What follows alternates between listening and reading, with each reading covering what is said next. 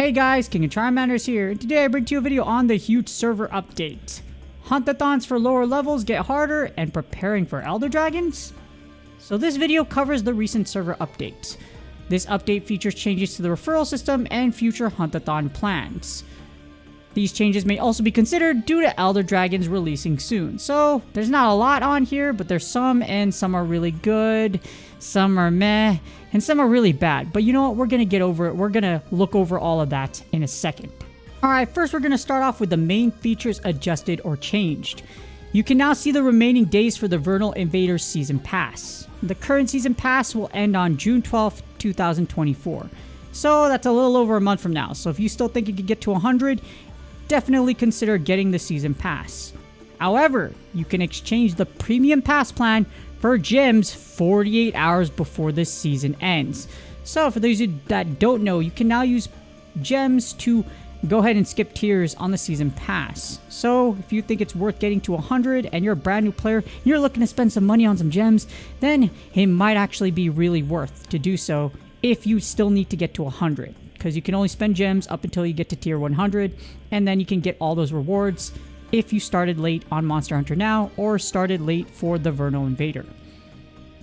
Your tier reached on the season end will be displayed on a medal. They said this before, you're going to get a fancy little medal that will show the tier you've made. So if you made it to 469, 420, or if you maxed out to 999 and you're one of the few players that are insane and win that ham for that tier, it will have a medal showcasing your work. Alright, next up we have the fixed issues. So Diablos may exhibit unintended behavior during or after being in sleep states.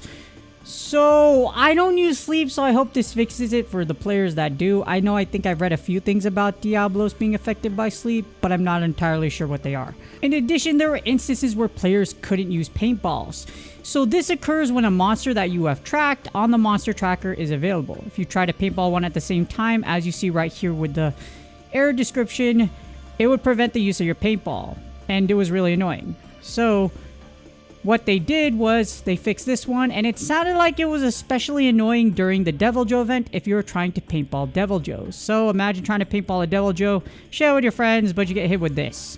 So it sounded like it was fixed, so that's good in the fact of paintballs. I actually haven't used my paintballs in a while, so for those that use them a lot, I'm glad this got fixed for those users. On to the next topic, and we probably have the worst one, which is the future plans, and I'm talking about friend referrals. So in June 2024, conditions for Hunter rank will change from 11 to 20, and rewards are getting nerfed for friend referrals. So get this. If you refer a person to the game, instead of getting 5 potions, you will get 400 more Zenny. So the things that actually, let you play the game longer, instead of that, they're just going to give you more money. However, I suppose the good thing about this minor change is that referees, which means the ones that use the code, will still get the same reward. So they'll still get 2 paintballs, 3 potions, and 1,000 Zenny. And this is a terrible move. There is no reason this should be done if there's already a cap for rewards. Not giving potions to the ones that refer, that feels like a slap in the face. And even more so is that as a content creator, I still get hunters that refer and use my code, but I don't get anything for it. So I don't get why there's such that, pushback with potions. And this shouldn't be a thing. It's like really dumb. So now it's like almost not worth you referring someone because you're not going to get something that helps you play the game more if you're not at that point.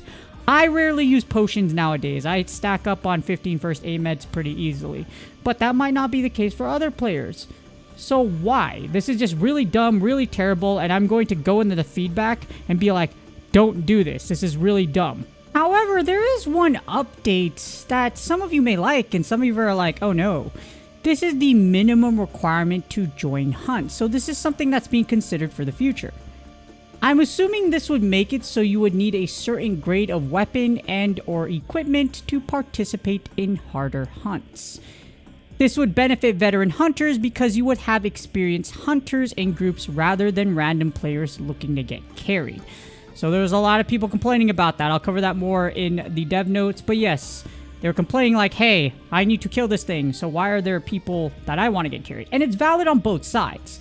If I don't want to waste my time and I just want to get paired with a group that mostly knows what they're doing, alright, cool. But I don't want a hunter that's just going to roll around or DC and dip and have contributed nothing to a 9-star Zinogre per se. And the thing about this is, hopefully we get the option to turn this one on and off. This would be terrible for newer players because stronger players who happen to be their friends or don't mind carrying lower ranked hunters wouldn't be able to help them. So it kind of goes both ways. You have the good Samaritans that are willing to help others, and you have the ones that are like, you know, I don't want to do that. Both sides are valid. There's both reasons for both. It's justified on both sides. But if you do have friends, like I mentioned, that's going to be rough on them because I'm like, I can't help my new friend that I referred, you know, because you just made the referral codes even more garbage. Thank you, Niantic.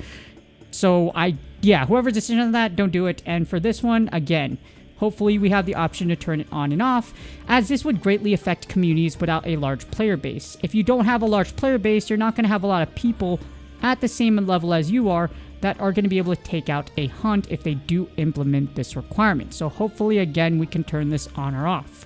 And last but not least, this brings us to the note from the development team. So they listened to the feedback about hunter ranks being hidden in group hunts, and they are considering setting requirements for hunting large monsters above a certain strength, like we mentioned before. However, this could also be due to elder dragons. If they follow global matchmaking, you could get paired with a hunter who is looking to get carried and cost you your elder hunt.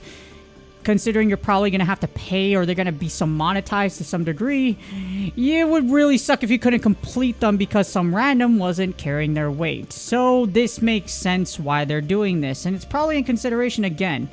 I can't tell you what it is or give you any leaks because I'm a Capcom creator, but what I can tell you is that elder dragons are going to be in hats from all the data I've gathered. So, with that being said, you're likely not going to want to, like, pair up with someone against an elder dragon if they can't even defeat it. So, putting this lock is kind of good so that lower level players can't just ask for a free handout. They actually have to put the work in so that they could participate in that hunt, which is more inconsistent with the mainline game, because in the mainline game you had to finish certain amount of hunts anyways before you could even take on the higher star hunts, which is how you progress in the story in Monster Hunter World Iceborne and in Monster Hunter Rise Sunbreak. So it takes it to before. However, there's also the argument against that because you could just SOS flare and ask for help against any of those places for a hunter that's way higher level than you. So there is pushback against it. So it's, yeah, it really just depends. Will this be good? Will this be bad? Only time will tell when this releases. Unfortunately, because this was a server update, it didn't actually update the application. And the problem with that is that there weren't fixes for lag and other things before the next major update.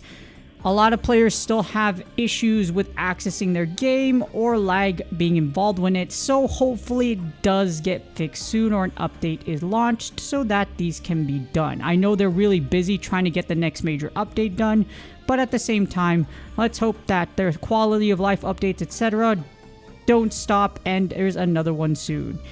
If the season pass ends on June 12th, 2024, it's safe to assume the next update will drop around that date. So the next major update is going to drop around June 12th. So we still have a month until that comes, so there's still a lot of time for them to prepare for the next major update, as well as push updates that will hopefully fix some issues from before. Hopefully y'all are excited, and with that being said, please do me a huge favor, like, subscribe, and comment for the YouTube algorithm. Hopefully those updates, like I mentioned, are coming soon, and feedback is being considered that isn't as ridiculous as some of these things were. Good luck on your grinds, and I will see y'all on the next video.